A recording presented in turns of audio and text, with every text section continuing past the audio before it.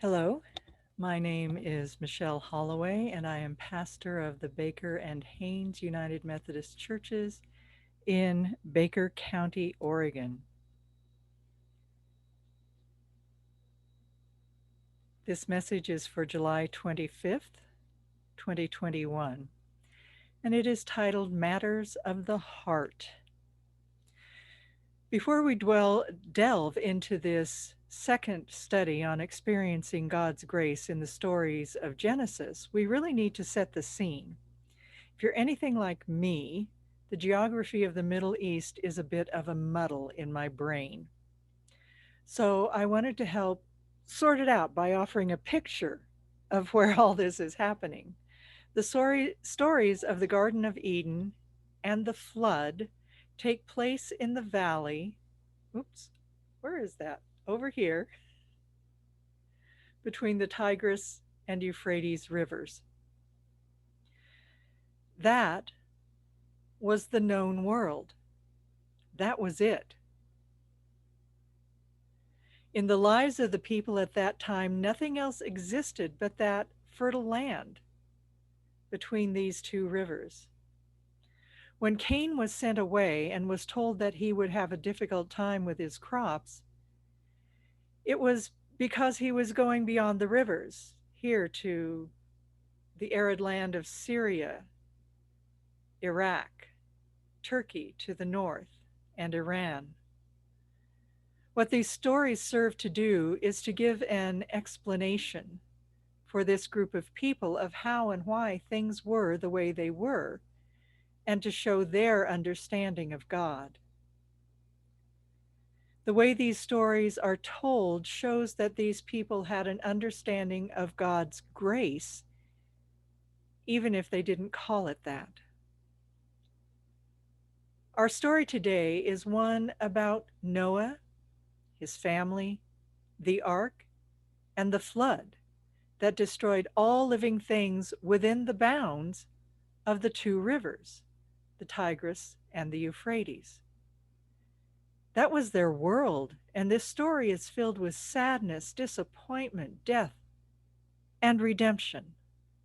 Most of us have heard, read, or seen this story. We already have ideas of what happened and why it happened. The why is the easier part to figure out. Here in Genesis 6, we find that evil had invaded the world. This is the first matter of the heart. The hearts of the people had completely turned from God, and the behavior was bad, really bad. The things that were happening grieved the heart of God, and here is the second matter of the heart. God's most beloved creation had fully embraced the newly found freedom to choose that Adam and Eve had unleashed.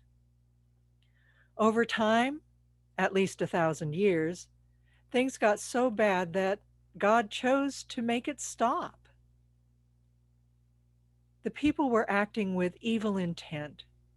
Their hearts were filled with all manner of evil, and God's heart was broken by this behavior.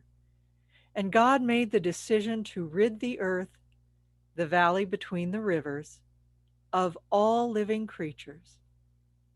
The loving Creator God that we worship was so grieved by the actions of creation that something drastic needed to happen.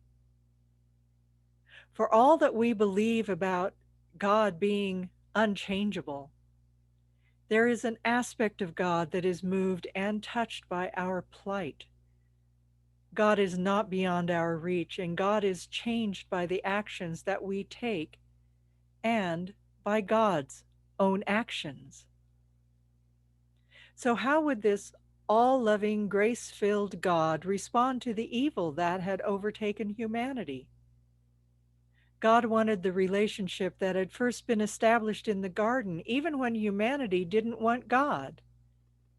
To destroy everything would have been too much.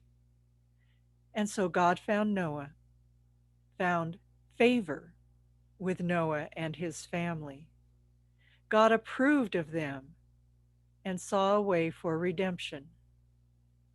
This tribe, this cluster of humanity, wouldn't be utterly wiped from the face of the earth. Noah was the answer, but it still wasn't going to be simple. It was still going to be painful, not only for Noah, but also for God. Noah was asked to do something kind of crazy: build a really big boat, not on the river, but in the valley between those two rivers. Imagine the ridicule from his friends and family. They probably thought he was out of his mind. It wasn't like Noah was building a small boat that he could easily move to the river. The river was going to have to come to Noah. In thinking about the matters of the heart, how much was Noah's heart wounded by all of this? He would be allowed to take his wife and sons and their wives, but his friends were going to die, and he couldn't save them.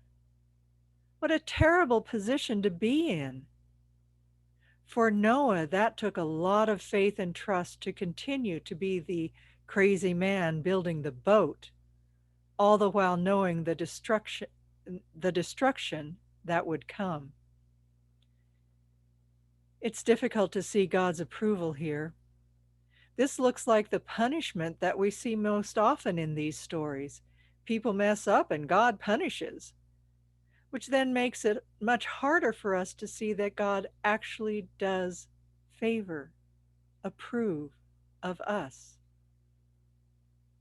God always wants the best for humanity, and sometimes the best comes at a price.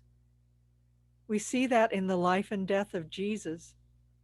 God paid the price by coming to earth and dying on a cross so that once and for all we would get it. We would realize that God's approval is always ours. But still, it was difficult for us, for humanity, to see. Noah still didn't have it easy once the ark was built. He was responsible for his family and a lot of animals. He was tending to creation, following the tradition set by Adam as the caregiver for the earth. For 40 days and nights, the water fell, and the rivers overflowed, and water rushed in from the Persian Gulf, and the valley was flooded. Noah knew that nothing of his life before would remain. He had lost everything except his family and his trust in God. Finally, the rain stopped, but the water still covered everything, as far as the eye could see. Noah couldn't do anything about it. He was kind of stuck there. And here we find the beautiful verses. But God remembered Noah and all the wild animals and all the domestic animals that were with him in the ark. And God made a wind blow over the earth, and the waters subsided. The fountains of the deep and the windows of the heavens were closed. The rain from the heavens was restrained, and the waters gradually receded from the earth. Talk about a moment of grace and approval. How important are the things we remember? If something doesn't matter to us, we're not going to keep track of it in our minds. God remembered Noah. Noah mattered to God, and the ark settled upon dry ground. What are the memories that Noah and his family had after that event? What would he hold on to, and what must he let go? Difficult memories of those he had lost, would they soon be forgotten in the new life ahead? When he and his family came out of the ark, the first thing Noah did was to offer up a sacrifice to God. And God said, I will never again curse the ground because of humankind. For the inclination of the human heart is evil from youth. Nor will I ever again destroy every living creature as I have done. As long as the earth endures, seed time and harvest, cold and heat, summer and winter, day and night shall not cease. In that moment, the unchangeable God changed and said, never again.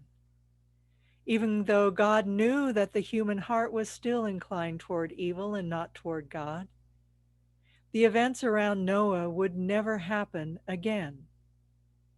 God was favoring humanity in spite of the wickedness and the knowledge that humans would turn away again. In fact, God's approval was so encompassing that God made a covenant not only with humans, but with all living creatures. Then God said to Noah and to his sons with him, as for me, I am establishing my covenant with you and your descendants after you, and with every living creature that is with you, the birds, the domestic animals, and every animal of the earth with you, as many as came out of the ark. I establish my covenant with you that never again shall all flesh be cut off from by the waters of a flood, and never again shall there be a flood to destroy the earth. God said, this is the sign of the covenant that I make between me and you and every living creature that is with you for all future generations.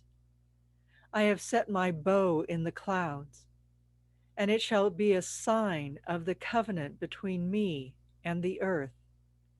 When I bring clouds over the earth and the bow is seen in the clouds, I will remember my covenant that is between me and you and every living creature of all flesh.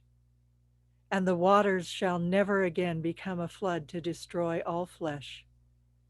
When the bow is in the clouds, I will see it and remember the everlasting covenant between God and every living creature of all flesh that is on the earth. God's grace, God's unconditional approval for every living creature of all flesh for all time. Amen.